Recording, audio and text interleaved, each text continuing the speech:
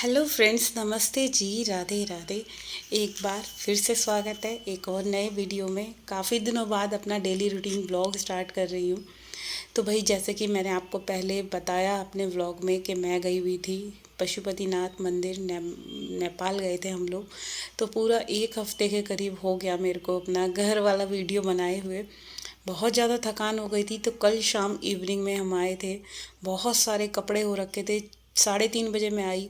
आने के बाद सबसे पहले नहाई, क्योंकि 2 दिन से नहाए नहीं थे। हम ट्रेन में ही सफ़र कर रहे थे। पूरे घर में मतलब आई ना, आने के बाद जो हाल हुआ, कपड़े वगैरह निकाले, गंदे कपड़े, बहुत ज़्यादा मिट्टी थी नेपाल में। मतलब टूटा फूटा सब कुछ, मतलब रोड सारी जो थी ना सब टूटी हुई थी। तो भाई सारे हमारे जो बैग थे ना, मैं आपको अगर उसकी कंडीशन दिखाती ना तो बहुत ज़्यादा आप भी कहते कि हम कहाँ से आए। जैसे लेह लद्दाख जाते हो ना, तो तब आपका जो होता है लगेज बिल्कुल मिट्टी वाला हो जाता है, ऐसा हो गया था हमारा। तो भाई आने के बाद नहाई धोई, फिर खाना बनाया। मैंने कार्तिक को बोल दिया था राजमा भिगो दियो। तो मैं थक इतना गई थी भाई, मैंने कोई वीडियो शूट नहीं करा आके। बाई गॉड, आप लोग सोचोगे कि मैं झूठ बोल रही हूँ, कुछ भी वीडियो शूट नहीं कर पाई। आते ही नहाई, चाय बनाई मैंने और हस्बैंड ने पी। थोड़ी देर में 5 मिनट लेटी।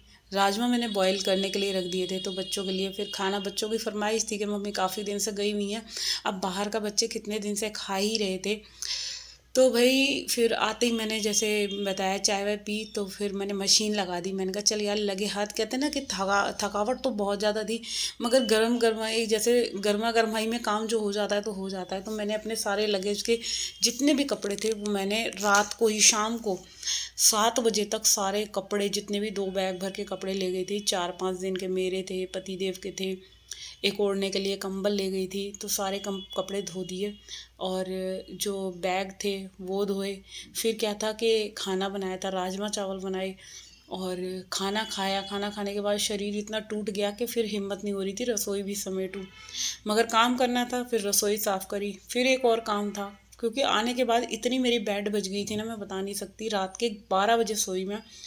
तो भाई आके फिर खाना वाना खाने के बाद फिर मैंने करा मंदिर साफ़, क्योंकि नेक्स्ट डे नवरात्रा था। तो ये आज नवरात्रि वाले दिन का ही वीडियो है, कल का। तो रात ही मैंने मंदिर साफ़ करा।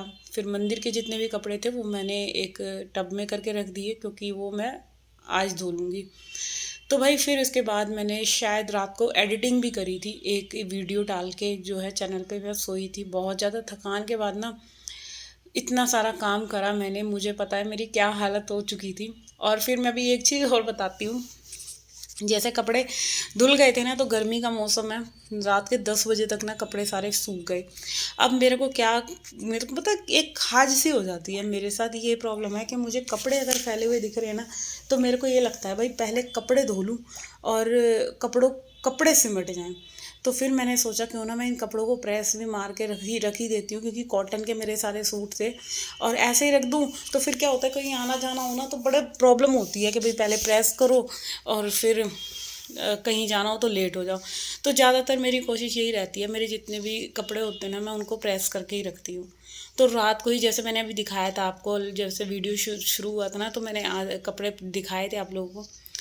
तो वो कपड़े मैंने रात को कर दिए। फिर इधर मॉर्निंग में उठी मैं, 5:30 बजे मैं उठ गई थी, क्योंकि पहला नवरात्रा था, कलश स्थापित करना था। वो भी कुछ वीडियो शूट नहीं हो पाया मेरा, क्योंकि जिम भी जाना था। तो भाई ये सारी चीज़ें करने के बाद फिर जो है मैं लग गई काम पे। अभी जैसे जिम से आने के बाद चाय वाय पिया, मम्मी जी को चाय नाश्ता करवाया, उनका भी व्रत था, तो हम सास बहू ने चाय पी। फिर इसके बाद जो है मैंने सोचा क्यों ना एक एक रूम करके घर की क्लीनिंग कर ली जाए। इतने दिन से घर पे नहीं थी, 10 दिन हो गए मेरे को, क्योंकि उससे पहले मैं मैके गई थी अपने भैया भाभी के साथ। मैं नैनीताल गई थी, तो वहाँ से आने के बाद फिर बस पैकिंग में लग गई। तो बस पूरा हफ्ता जो है, 9-10 दिन मेरे ट्रैवल के लिखे थे शायद भगवान जी ने, कि भोले बाबा मुझे इतना बुला रहे थे, तू मेरी शरण में आ, तू कहाँ घूम रही है। तो भाई मैं तो ये कहती हूँ, भोले बाबा सबकी विशेष सुने, जो भी किसी की भी कोई भी, देखो कोई भी टेंशन है ना, तो बस भोले का नाम स्मरण करो, आपके सारे दुख संकट दूर हो जाएंगे। देखो घर में सुख शांति कलेश सबके घर में चलता है, मगर एक चीज़ होती है, अगर आप किसी को सच्चे मन से एक ही चीज़ के पीछे पड़ जाओ ना, किसी भी एक भगवान को अपना इष्ट देवता मान लो, तो कहते हैं पूरी कायनात भी ना उस काम को करने के लिए कभी मतलब वो आपका काम पूरा होगा ही होगा। अगर एक भगवान से उम्मीद रखो, इंसान से मत रखो। बस मैं यही कहना चाहूँगी, अपना ना एक दृढ़ निश्चय बना लो और जो इस काम को ठान लिया है ना आपने करना है तो उसे करो। तो जब करोगे ना तो मतलब कहते हैं कि हमारी जो सारी शक्तियाँ है ना भगवान की, वो भी मजबूर हो जाती है उस आदमी के आगे, उसकी जो अंदर की ताकत देख के। तो भाई इधर जो है ना, चलो बातें तो बहुत हो गई। इधर घर का हाल बहुत ज़्यादा बेकार था। सबसे पहले मैंने बच्चों के रूम से स्टार्टिंग करी, क्योंकि ये वाले रूम में ना बच्चों ने पीछे निकाल लिया कूलर। इस रूम में आप लोगों को पता है कूलर लग रहा है, गर्मी ज़्यादा हुई थी एक दिन, तो कूलर चालू कर लिया। और कूलर चालू करते ही ना पूरे रूम में मिट्टी मिट्टी हो रखी थी। बट फिर भी थोड़ा बहुत साफ़ था, थोड़ा बहुत गंदा था। तो मैंने इधर जो है पूरे रूम की मैंने फिर अच्छे से डीप क्लीनिंग कर दी, जो कि कई दिन से नहीं हो पाई थी। और घर के सारे कपड़े, कचरा, इतना काम फैला हुआ था। बच्चों ने हाँ कर रखा था, वो उन्होंने अपने हिसाब से कर रखा था, मगर जो एक औरत घर संभालती है वो कोई नहीं संभाल सकता भाई। तो इधर मैंने पूरे रूम को अच्छे से, सबसे पहले मैंने डस्टिंग करी है, पूरे रूम की बेडशीट वगैरह चेंज कर दी। अब मैं ना एक एक रूम करके सारे रूम की बेडशीट चेंज करूँगी, जिससे कि कमरा घर की सफाई हो जाएगी धीरे धीरे करके। और आज हॉल भी मैं ना सरफ से धोऊंगी, क्योंकि भाई कई दिन से सफाई नहीं हुई ढंग से और फर्श बहुत ज़्यादा गंदा हो रखा था। तो इधर सबसे पहले रूम का मिरर क्लीन करा है, ड्रेसिंग सारी डस्टिंग डस्टिंग करके। अच्छा एक चीज़ है, जब आप इस तरीके से सफाई करते हो, सारी चीज़ों की डस्टिंग एक प्रॉपर सही तरीके से, क्या चीज़ आपको कहाँ रखनी है, ये खिड़की हो गए, जंगले हो गए, खिड़की की वजह ना बहुत ज़्यादा धूल मिट्टी हो रही थी। तो मैंने सोचा क्यों ना साथ के साथ इन सब चीज़ों को भी मैं जो है जितना मेरे से हो पा रहा है मैं वो सारे काम अपने प्रॉपर तरीके से कंप्लीट कर लूँ। तो सारी डस्टिंग करके फिर ड्रेसिंग को सही से लगाया, कपड़े रखने हैं, बैग रखने हैं। बहुत ज़्यादा थकान हो गई थी, इतना काम कि मतलब दोपहर में मैं लेटी ना, मुझे खुद होश नहीं मैं कहाँ पड़ी हुई हूँ। इतना घर का काम कर लिया, बिल्कुल हालत ख़राब हो गई थी। मगर क्या होता है ना कि आप जब काम कर लेते हो तब उसके बाद आपको लगता है कि चलो मेहनत हुई और वो सफल हो गई, तो एक बहुत ज़्यादा ना एक दिल को ना तसल्ली मिलती है। जब घर हमारा, हम औरतों का जो मेन टारगेट है कि घर हमारा साफ़ सुथरा होना चाहिए। सारी वॉल वगैरह पर भी मैंने झाड़ू लगा दी, क्योंकि धूल बहुत ज़्यादा हो चुकी थी घर में। अब रहते रहते भी रोज़ाना सफाई होती थी, मगर जब कहीं चले गए हो और तब घर की हालत जो होती है वो आप खुद ही देख सकते हो, कितना वाहियात हो चुका था घर। मगर अब फाइनली धीरे धीरे करके एक एक रूम करके सफाई कंप्लीट करूँगी।